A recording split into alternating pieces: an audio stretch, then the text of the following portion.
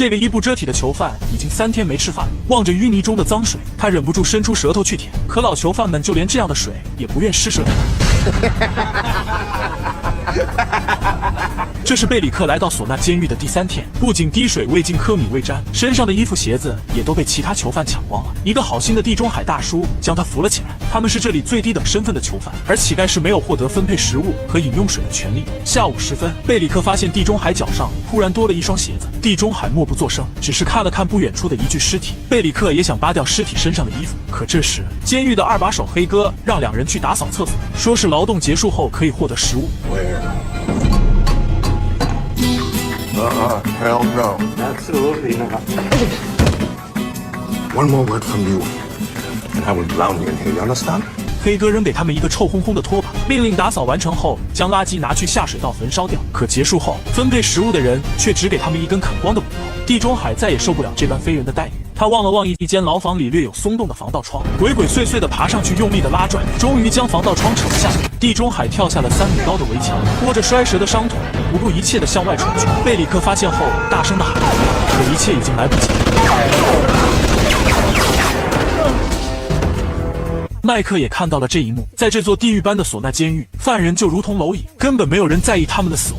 失去同伴后，贝里克只能一个人去扫厕所。可就在焚烧垃圾时，下水道的墙壁里突然传来了口哨声。贝里克从砖缝里望过去，墙壁里居然躲着一个人。男人让他帮一个忙，贝里克本不想理会，可对方直接从砖缝中塞出一片肉条。Chicken, man. Where'd you get chicken? That's not chicken.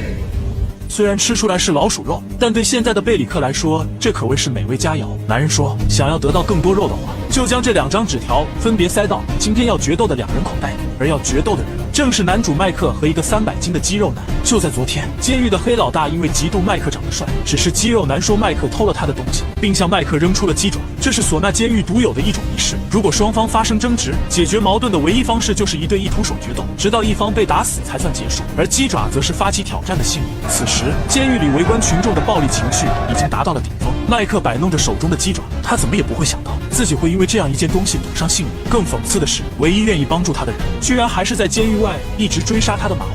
马洪之所以帮助他，是因为麦克是他逃离这所监狱的唯一希望。身为格斗专家的他提醒麦克，只要朝对方的膝关节踢上一脚，再强大的敌人也能被轻松放倒。在看热闹不嫌事大的围观群众拥簇下，麦克一步步走向了决斗场中央。贝里克从人群中窜出，祝福他好运的同时，悄悄将1张纸条塞进了麦克的口袋。与此同时，他以相同的伎俩将另1张纸条塞进了肌肉男的口袋。黑老大再次重申，不能用武器，也不准寻找掩体，直到其中一方被打死为止。随着手中的红丝带轻轻一挥，你死我活的决斗正式开始。可这时，麦克突然朝着黑老大喊了一句：“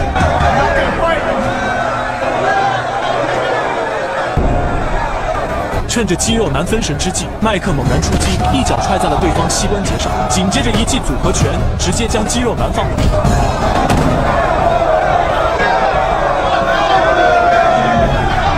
眼见对方动弹不得，麦克转身就要离开，可围观的群众却面露凶相，将他拦了下来。I don't think you understand the rules, friend. Only one man comes out alive. 肌肉男强撑着站了起来，2人再次陷入了殊死搏斗。由于对方行动不便，麦克又是一套组合拳，再次将他放倒在地。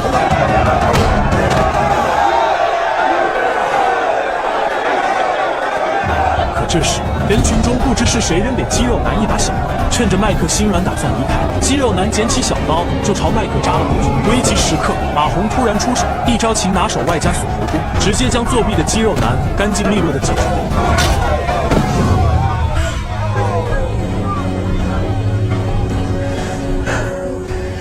No weapons. Rules are rules, remember? If we don't have them, we're savages. 眼见铲除麦克的计划失败，黑老大头也不回地返回了房间。不多久，一个月来一次的狱警来到监狱外，送来饮用水和食物的同时，顺便带走里面的几具尸体，担心有人装死，又在尸体上补上几枪，然后运到隔离区外暴尸荒野。狱警走后，一个假装是囚犯亲戚的女人前来收尸，她在每具尸体上摸了一个遍，终于从肌肉男的口袋里搜出那张纸条。看到上面的内容后，女人脸上露出了满意的微笑。麦克云里雾里，贝里克在2人口袋中留张莫名其妙的纸条，究竟有何用意？正在这时，麦克的哥哥林肯前来探监。此时的林肯已经洗清冤屈，成为合法公民。然而接下来，林肯带来一个令麦克万分绝望的消息。Oh, Dad. Dad. I'm so sorry. They got me in there. Please, do what they want, Dad, please. 原来公司的人绑架了小林肯和萨拉，并威胁麦克让他将一个叫詹姆斯的人带出监狱，而这正是将军千方百计将麦克送进唢呐监狱的目的。世界上有一类人，他像变色龙一样能快速适应各种环境。在狐狸和监狱，他是呼风唤雨、名噪一时的白人帮老大，只要你牵着他的口袋，监狱里就没有人敢动你一根指头。而今天是 T-Bag 第一天来到臭名昭著的唢呐监狱，看见这里的话事人黑老大鞋脏了，他立马跑过去单膝跪地，示意让黑老大的脚放上来，并表示为你擦鞋是我的荣幸。擦着擦着，还故意出点岔子，然后可怜兮兮地说自己是个废人，以显示自己的弱小，让黑老大放下芥蒂。Just call me friend. 经过几天的献媚讨好 ，T-Bag 一跃坐稳了唢呐监狱的第3把交椅。而同一天来到这里的3个老熟人，却一个比一个混得惨。贝里克成了监狱乞丐，到处讨要一些其他囚犯吃剩下的残羹剩饭。马洪患有严重的躁郁症，监狱里又没有镇定剂，精神状态越来越差的他，千方百计的想要逃出监狱。麦克由于长得太帅，遭到黑老大女人的惦记，所以黑老大想方设法的想要把他弄死。祸不单行的是，一个神秘公司绑架了麦克的女友和侄子，让他从监狱里带出一个叫詹姆斯的人。然而麦克找遍了整座监狱，始终没见到这个人。坐了3年牢的麦迪告诉他，在这里没有人不想找到詹姆斯。就在几个星期前，詹姆斯在酒吧斗殴误杀了巴拿马市长的儿子，送到唢呐监狱后，他就像人间蒸发了一样不知所踪。市长放话给黑老大，如果有谁能杀了詹姆斯，杀死他的人就能得到一次上庭友善裁决的机会。换句话而言，只要不是犯罪特别严重，就能离开这里重获自由。两人说着说着，监狱的2把手黑哥和一个人发生了推搡，一不小心撞翻了刚运进来的饮用水。排队的囚犯们顿时傻了眼。要知道在这里，这桶水的价值堪比黄金，狱警下次送水要等到2个星期后，也就是说，没有这桶水，囚犯们很可能被渴死。黑哥是黑老大的人，囚犯们也不管谁是这里的老大，其中一人起了头，带着大家在黑老大楼下骂骂咧咧。好在麦克排在前面接了半瓶水，远远的他看见可怜的贝里克正在舔着阀门。麦克突然想起昨天决斗时，这小子莫名其妙的在他口袋中放了一张纸条，于是上前问他这样做的目的。My memory's a little foggy on account of this thirst. Yeah, it's starting to come back to me now. We're on there. The note. 贝里克将下水道墙壁里藏着人的事全盘交代，麦克猜测此人很可能是詹姆斯，于是急忙来到下水道。当麦克说出自己是来带他越狱时，里面的人终于有了回应，原来此人正是詹姆斯。他深知一出去所有囚犯都会要他的命，所以这才躲进了下水道。麦克让他在里面再坚持1-2天，等想到办法再将他弄出去。可从下面出来时，麦克丝毫没注意到马洪已经盯上了他。与此同时，广场上的囚犯越聚越多，他们叫嚣着让黑老大下来给他说法。黑老大一个电话打给了狱警，但狱警说出水车最早后天才能到，没有办法，他只好让 T-Bag 拿1小桶水，每人分上1口。然而走到过道时， T-Bag 再次遇见了可怜兮兮的贝里克。原来他想出卖消息给黑老大以换取生存。Boy, you won't be drinking your own urine before you get any of this. I just need to speak to Senior Lechero, please. To do yourself a favor, scamper. Oh, I got something. Oh yeah, you got yourself the untouchable status. I'll suffer kill just talking your mangy ass. On the way. I got information. T-Bag 转念一想，这样能巩固自己在黑老大心中的地位，何不顺水推舟卖个人情？于是，在 T-Bag 的引荐下，贝里克终于见到黑老大，并将下水道藏着人的事和盘托出。黑老大心知肚明，此人铁定就是詹姆斯，于是急忙叫了几个手下去下水道抓人。等贝里克从黑老大的房间出来时，已经穿上了肚脐装和豹纹裤，手里还捧着窝窝头。麦克是何等的聪明，看到贝里克有吃有穿，立马明白发生了什么。他急忙赶到下水道，这才发现不仅黑老大的人在这里，马洪更是手拿撬杠将詹姆斯拧了出来。原来他发现麦克从下水道出来后，也从麦迪口中套到消息，并抢先一步赶到，砸碎墙壁逮住了詹姆斯。麦克恳求马洪不要杀他，自己会想办法带马洪一起越狱。但马洪又不是傻子，杀了詹姆斯就可以获得自由，何必要多此一举呢？就在双方僵持不下时，詹姆斯趁机挣脱束缚，再次逃回了下水道。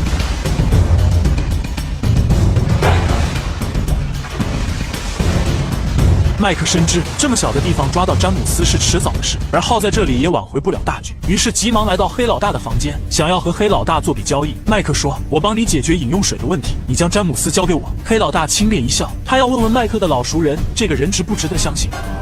Can I trust this Bobo? He's a snake. He stabbed me in the back ever since he got A snake who stab a man in the back. I never heard of such a creature before.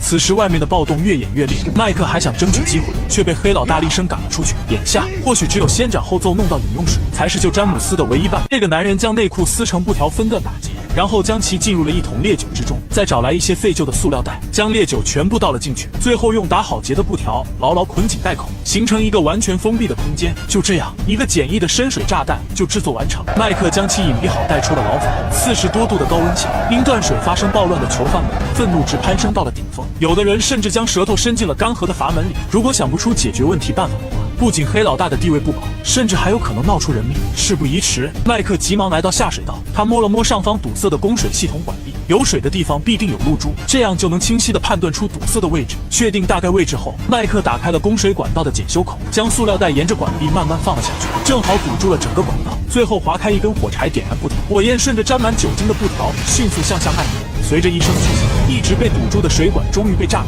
整座监狱也跟着一起摇晃。众人还没搞清楚发生了什么，阀门里的水就已经喷薄而出，囚犯们一哄而散，纷纷来到出水口，享受着难得的清凉。 麦克这一招算是保住了黑老大的统治地位。虽然黑老大对麦克十分厌恶，但自己身上背负着10几条命案，即使杀了詹姆斯也离不开监狱，还不如卖麦克一个人情。詹姆斯就交给他处理，并许诺其他人谁都不许碰。麦克心中的石头终于落地，接下来就该计划如何带他越狱。但在这之前，麦克要确保萨拉和小林肯是否安全，同时也做两手准备。麦克在监狱里计划越狱，哥哥林肯则在外面尝试将萨拉两人救出来。为了确定两人被关押的位置，他让林肯告诉公司的人，今天必须和萨拉通电话。林肯找到公司的接头人格雷琴，直截了当地说：“我弟弟不跟萨拉通电话就不越狱。”格雷琴觉得这个要求不算太过分，毕竟只是通个电话而已，想都没想就同意了。可麦克一打听才知道，监狱里的电话线早就被拆得干干净净，唯一能联系外面的电话只有黑老大手上的那部。虽然刚刚才帮他化解危机，但黑老大视他为眼中钉肉中刺，断然不会借电话给他。为今之计，只能求助于在黑老大身边混得风生水起的 T-Bag。但正是麦克将 T-Bag 送进这所监狱的，他又凭什么会帮麦克呢？ Because unlike your new compadres, I know who you are, what you've done, and who you've done it to. Let me get this straight. You're saying you won't tell on me? 麦克继续威胁道：“你要是不帮我的话，我就将你恋童、强奸的事全都抖出来。”而巴拿马又是一个宗教国家，他们要是知道你干了这么多龌龊的事，你猜你还能见到明天的太阳吗？这一招果然有效 ，T-Bag 立马认错，趁着黑老大去理发的间隙，悄悄把手机偷了出来。 You got 26 minutes till he gets back. If that phone ain't back in the cradle, we're both dead. You hear me? 'Cause my Alabama ass is not going down alone. 拿到电话后，麦克立马和萨拉取得了联系，两人看似在叙旧，实际上萨拉十分隐晦地提示着被绑架地点的信息。 It's like they're giving you until midnight, and I'm sitting here at 3 a.m. 然而刚说2句就被强行掐断。根据有限的信息，麦克猜测出萨拉被绑在离这20公里外的小镇，并且可以看见地标性建筑胜利塔。他立马打电话给林肯过去寻人。然而说到关键方位时，黑老大已经带着手下走了上来。麦克急忙挂掉电话，将手机放了回去，可人却堵在里面无法出去。危机时刻 ，T-Bag 及时赶过来救场。 Let's go. There's something you should know. What? I think that barber might have. You coming?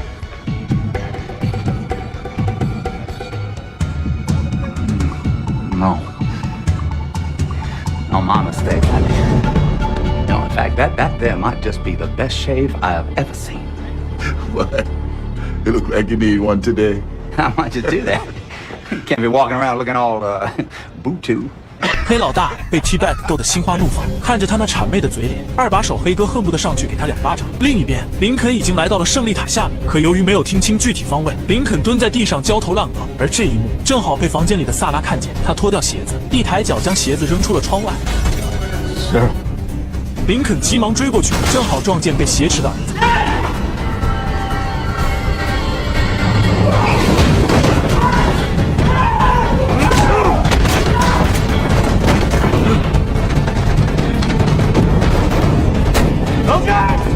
最终，两人还是被公司的人带上面包车扬长而去。万分失落的林肯刚回到酒店，格雷琴的电话就打了过来：“你去地下车库看一看，我在那留了一份小小的礼物，这是对你愚蠢的惩罚。”林肯忐忑不安地来到车库，远远的就望见一个渗着血的盒子，掀开一看，里面竟然是莎拉的人头。隔天，林肯阴着脸来探监，毫不知情的麦克塞过去一张纸条，让他把上面的东西准备好，因为这是越狱需要的关键东西。林肯目光呆滞，好几次想把萨拉死事说出来，但为了自己的儿子，他还是向麦克隐瞒了实情。这个穿着豹纹裤的男人正在飞速朝着一具尸体奔去，可惜还是来晚了一步。另一只鞋子已经被一个娘娘腔捷足先登，两人你争我夺，谁都不愿退让，最终只能一人分得一只。贝里克将鞋子放在脚上，虽然大了好几圈，但有总比没有强。贝里克深有体会，在这座人间炼狱般的唢呐监狱，哪怕只是一滩淤泥中的水，也没人愿意施舍给你。他来到娘娘腔的牢房，两个服装搭配异常怪异的男人展开了关于鞋子归属权的谈判。贝里克提出用身体交换那只鞋子，可对方根本就看不上他这种圆滚滚的类型。Trey. The only thing you got to say? You don't want to buy.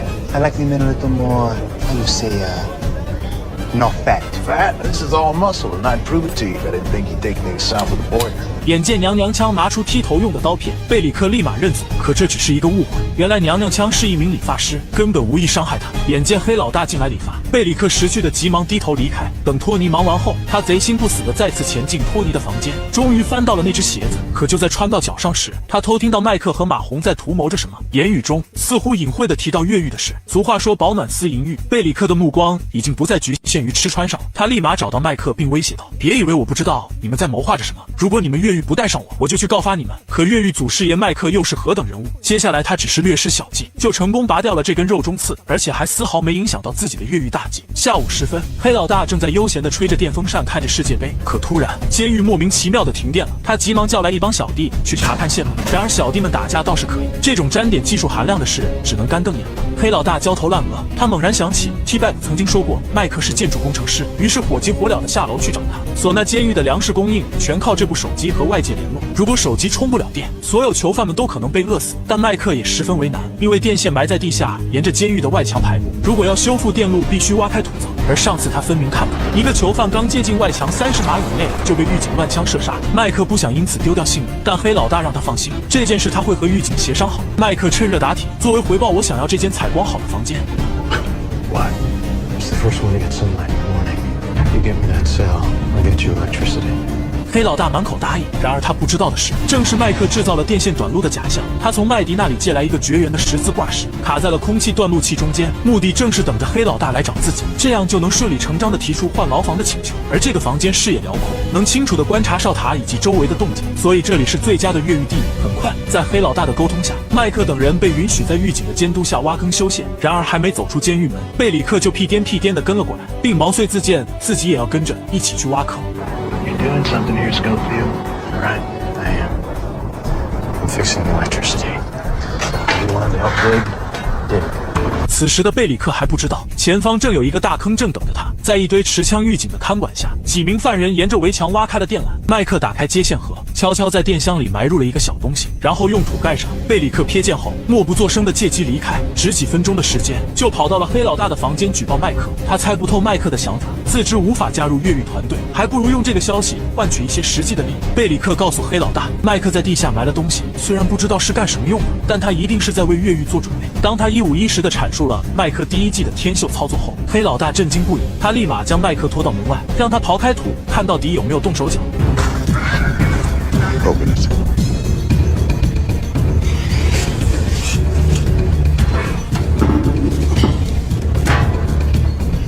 Move the dirt. Now.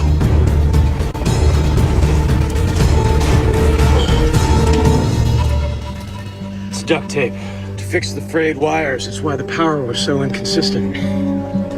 I didn't want the tape to come loose, so I packed it down with dirt. 虽然没有发现破绽，但黑老大仍然不相信他。他要和麦克一起前往配电室打开主开关。几人来到地下室，当麦克望向背后配电箱里的十字挂坠时，心都要蹦出来了。为了不被其他人发现，他只好合上了另一个配电箱上的闸刀。果然不出所料，电依然没有来。在黑老大的指示下，暴躁的黑哥一拳就抡了过去，麦克顺势倒在了背后的配电箱上，然后趁机悄悄拔走了十字挂坠。麦克继续忽悠道：“一定是变压器有延迟，才会过了这么半天才来电。”黑老大两人也没读过什么书，自然也就糊弄了过去。经此一劫，麦克如愿地搬进了牢房，而贝里克也被黑老大叫到了房间。The only thing I hate more than a rat is bad information. Look, I'm sorry about all that, but my information was good. It's just Schofield's a tricky bastard. He'll try something again, you'll see. 黑哥一把将贝里克按在桌子上，黑老大气定神闲，慢慢地倒出了一杯滚烫的咖啡。他走到贝里克面前，掀开了他的衣服。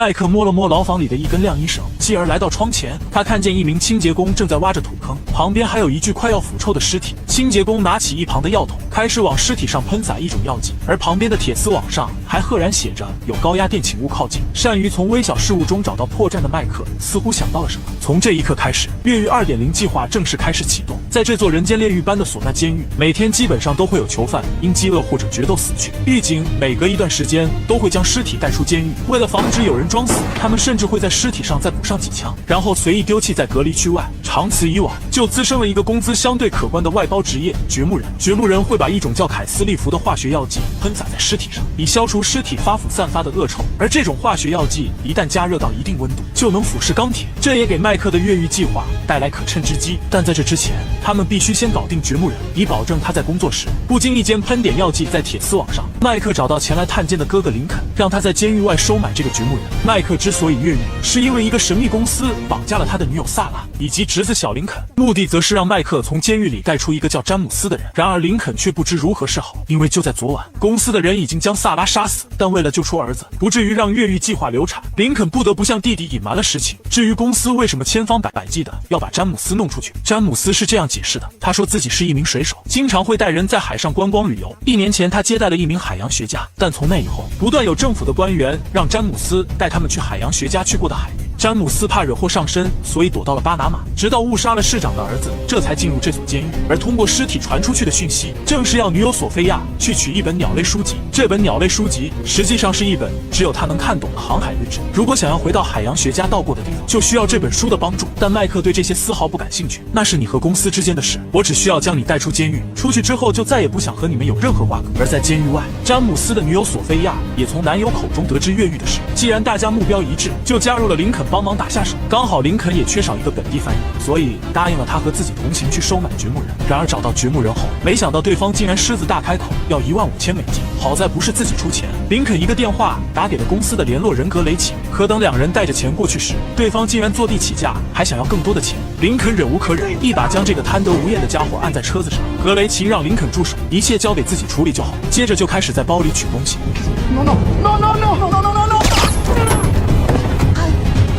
What the hell are you doing? We need him! He will sell us out to the cops after he takes as much as he can from us.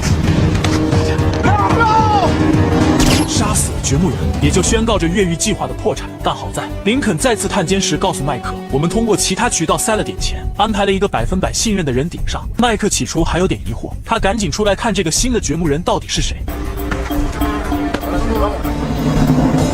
麦克露出了欣慰的笑容，没想到对方竟然是重情重义的铁哥们苏克雷。那么和麦克分别的这些天，他又在做什么呢？原来情种苏克雷一直在寻找女友的下落，得知抓走女友的贝里克被送进了索奈监狱，他中途还来探过一次监。在威逼之下，贝里克终于说出了实情。在墨西哥的那间房子里，他并没有软禁苏克雷的女友和姨妈，而是用枪指着他们，逼迫两人离开了那里。也就是说，现在的女友十分安全。离开这里后，苏克雷打电话联系上女友，可走到半路，他想起自己在美国还是通缉犯，过去也是连累女友，而且手上没钱也养不活孩子，还不如留下来干点活赚钱寄过去。路上又恰巧遇到了林肯，林肯告诉了苏克雷萨拉的事，又得知麦克被关在监狱，作为好朋友的他又怎么能袖手旁观？正好也要给孩子挣奶粉钱，所以这才答应林肯当上了掘墓人。有了好朋友的帮助，铁网上顺利打开了一个缺口。那么接下来只要搞定哨塔上的2名狱警，就能成功逃出监狱。这个男人从窗口扔出一块面包屑，成功吸引到一只老鼠前来觅食，四周风平浪静，没有任何动静。麦克又用锡箔纸重新包裹一块扔到相同位置，以测算亮光是否能引起狱警的注意。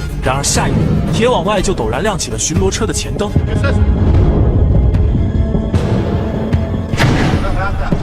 瞭望塔上的探照灯转向了老鼠，一枪就将其击成了肉渣。麦克惶恐不已，看来要想在晚上越狱几乎是不可能的事。第二天，麦克找到监狱的包打听麦迪，让他帮忙购买2块手表以及一个双筒望远镜，但麦迪只收了一半的钱，因为望远镜只有固执的老威廉有，而他是不可能出售的。麦克打听到老威廉的牢房，虽然不忍心偷别人心爱的宝贝，但为了越狱大计，他还是下定决心将其偷走了。麦克在地上画了一幅路线图，并告知詹姆斯明天下午就开始越狱。詹姆斯被逗笑了，因为他从来没听说过白天越狱的。麦克解释道，这也是没有办法的办法。夜晚有巡逻车整夜把守，白天的警戒相对来说会松散一些。而之所以选择明天下午，是因为明天下午2点有一场世界杯决赛，大部分囚犯会聚集在操场上看球，越狱3人组就可以趁机从房间内的窗户翻出去。现在唯一的障碍就是2个瞭望塔上的狙击手，只有找出他们的弱点才能对症下药。麦克将双筒望远镜一分为2，一员观察一边的瞭望塔，马洪则负责在门口放哨。经过几个小时的观察，詹姆斯注意到，在下午3点13分的时候，太阳光刚好直射到西侧的瞭望塔，上面的狙击手会习惯性的将视线转向监狱外侧。詹姆斯扔出一个小球测试，果然发现西侧的狙击手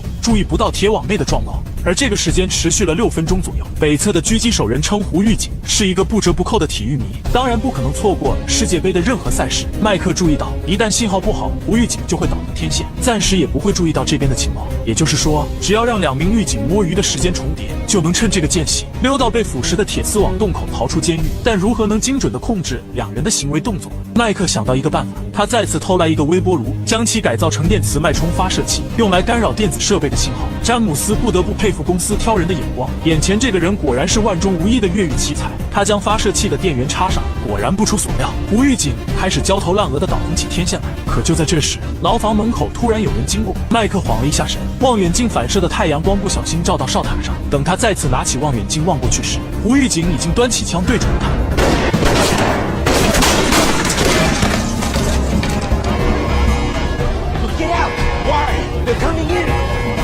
监狱立马拉响了最严重的警报，所有囚犯连滚带爬地奔向操场，因为一旦有人没有及时出现在这里，就会被当场射杀。麦克和其他囚犯们整整齐齐地跪在地上，紧接着一大队全副武装的狱警就破门而入。We see no word of this.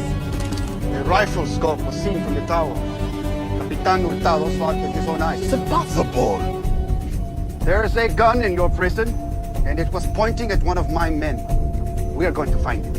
原来狱警们误以为是狙击枪的瞄准镜，经过全面排查，终于在麦克的牢房里发现了望远镜。胡狱警拿着枪抵住麦克的脑袋，质问他为什么要监视自己。麦克吓得说不出话来。正在胡狱警准备开枪的关键时刻，詹姆斯及时站了出来。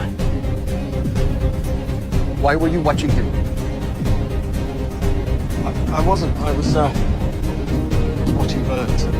他从口袋里掏出那本女友寄过来的鸟类书籍，狱警接过仔细翻了翻，里面的确是大量鸟类图案，以为他是鸟类爱好者。狱警们也不再追究收队走人。Go back. Cuidado.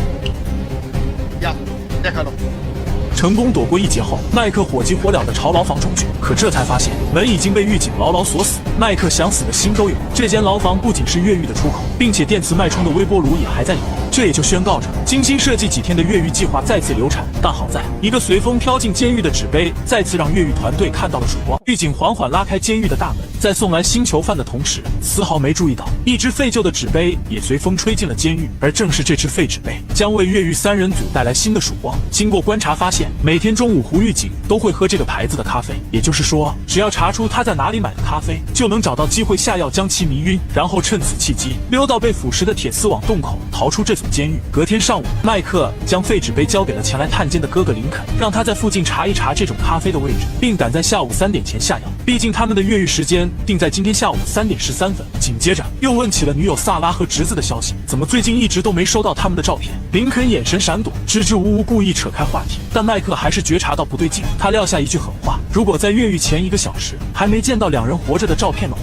这个狱他就不打算越了。林肯心乱如麻，因为萨拉已经被公司的人杀害，如果说实话，麦克肯定就不会越狱了，这样自己的儿子就必定会被撕票。但出来后，他还是让索菲亚去打听这个牌子的咖啡。索菲亚是土生土长的巴拿马，一眼就认出这是几公里外的一家店，狱警应该就是在那里买的。没有片刻的耽误，林肯又火急火燎地跑去找格雷琴，让他赶紧准备一张萨拉还活着的照片，顺便弄来一种喝下去1个小时后才发作的迷药。中午时分，林肯一行人早早地在咖啡摊蹲点，果然见到到了雷打不动过来买咖啡的胡狱警。林肯把加了迷药的咖啡准备好，又假装不小心撞掉胡狱警手中的饮料。Watch where you're going. Here, look, this is my buddies. Please, I insist. 正当胡狱警伸手去接时，杀千刀的老板竟然免费给他补了一杯。林肯想死的心都有，眼见计划几近泡汤，索菲亚灵机一动，立马解开上衣的几颗扣子。My car's run out of gas. I'm sorry, I'm heading in the wrong direction. I really need to go to Sona. Hey, mi amor. ¿Te llevo? Venga. Thank you. What's the loop? 索菲亚顺势接过下了药的咖啡，跟了上去。果然不出所料，走到半路上的胡狱警色心大起，他色眯眯地说道：“你应该有亲戚在监狱里吧？如果你从了我，以后我就安排你们天天见面。”索菲亚急中生智，这都被你猜出来了，我的这个亲戚正是黑老大。胡狱警一听脸色巨变，自己只是一个普通狱警，哪敢碰黑老大的女人？趁他走神的功夫，索菲亚悄悄将咖啡掉了包。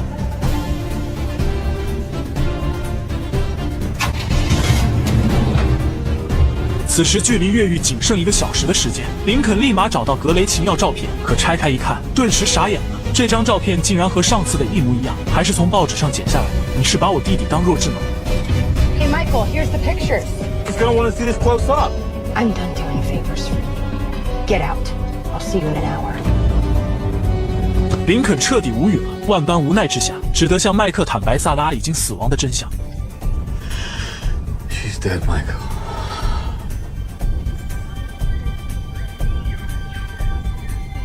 I lied to you. I'm sorry. If you don't break out today, they're gonna kill my son. They're gonna kill OJ. Michael, we gotta do this. Michael, we gotta do this! 这一消息犹如五雷轰顶，麦克头也不回地离开了。他冒着被砍头的风险越狱，正是为了救出心爱的萨拉。如今他已经命丧黄泉，这逾越的还有什么意义呢？不仅如此，亲哥哥竟然也欺骗了他这么久。麦克来到了操场，二话不说地向詹姆斯扔出了鸡爪。既然公司如此心狠手辣，那我就先弄死你们费尽心机想要弄出去的詹姆斯再说。在监狱话事人黑老大的公正下，两人各自回到牢房准备遗书。15分钟后，准时在操场上生死决斗。走廊上的詹姆斯人都是猛的，他怎么也搞不明白，一直要带自己越狱的麦克为什么要和他拼命。然而就在这时，一只手搭在了他的肩膀上。 Look, I don't know what you're thinking, but killing me is not going to solve your problems. I'm not gonna kill you. Then what the hell was all that about? I wanna make it out of here without being seen, even diversion. Now we have one. 原来这也是麦克越狱计划的一部分。虽然萨拉已经死了，但侄子小林肯还是要救的。他故意挑起决斗，正是为了将囚犯们都吸引到操场上，然后趁这个机会从监狱2把手黑哥的房间越狱。现在是下午3点，离哨塔上狙击手被迷晕的时间只有13分钟，离决斗也只剩15分钟。也就是说，他们只有2分钟的时间逃离监狱。事不宜迟，两人必须在13分钟内准备好越狱的前奏工作。麦克偷来一个纹身机，火急火燎地赶往黑哥的房间。詹姆斯也取出之前用吊床做成的绳梯。此时的操场上人声鼎沸，囚犯全都聚集在此，等待着这场你死我活的厮杀。麦克拆下顶端的纹身机头，卡在铁丝网与墙壁的连接点，利用呼声做掩护，猛烈地锤击着铁窗。砸开铁窗后，麦克又将绳梯的一端绑在铁柱上。下午3点12分，其中一个哨塔上的胡狱警喝下有迷药的咖啡，昏昏沉沉，不一会儿功夫就晕倒了过去。现在只剩下另一个哨塔上的狱警，麦克二人紧紧地盯着手表，只等3点13分的太阳。 4, 3, 2, 1.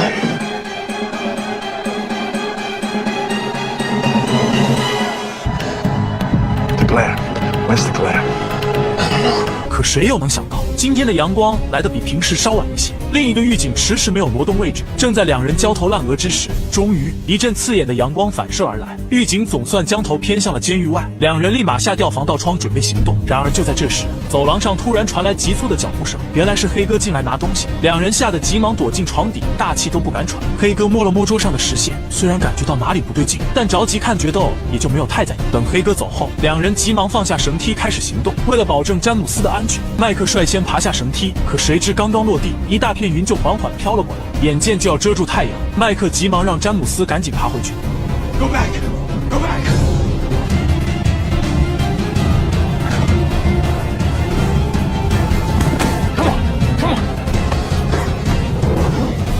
That was our only chance.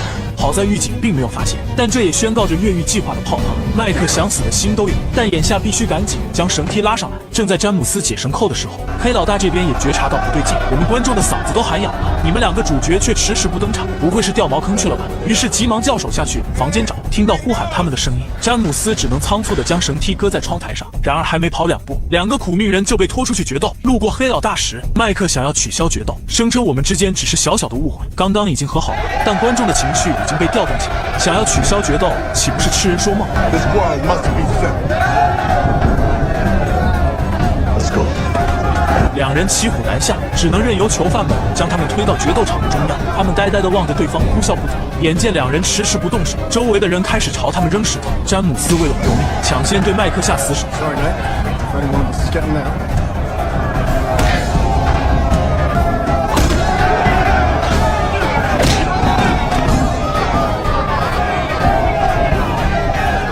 正在两人互相拼命时，一阵微风吹过，窗台上的绳梯悄悄开始滑落，而哨塔上的另一名狱警也觉察到异常，怎么半天没见到对面哨塔上的胡狱警？于是赶紧派人上去查看。Luis, coge la posición. ¿Qué haces? ¿Durmiendo que un carajo, ah? ¿Qué te pasó? No sé, ¿qué pasa? Durmiendo en el trabajo. ¿Tienes frío? 上来的狱警意识到他是被人迷晕的，赶紧拿起望远镜朝监狱方向望去，正好看见被风吹下来的绳梯。狱警大惊失色，这是有人想要越狱啊！于是立马拿起对讲机呼叫上级。片刻后，一大队全副武装的狱警就破门而入。